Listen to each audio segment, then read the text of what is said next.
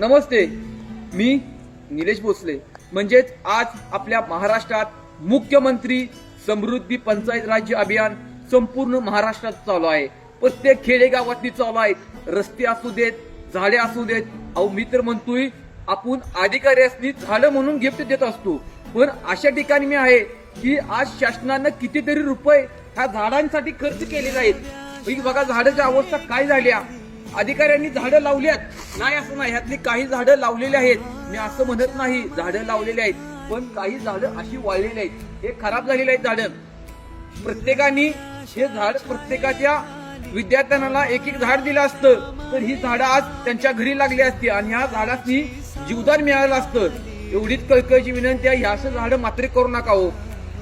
तात्काळ ह्या ग्रामपंचायतीनं व ग्रामसेवकांनी व ह्या शाळेच्या मुख्याध्यापकांनी ह्यात लक्ष दिलं गरजेचं होतं।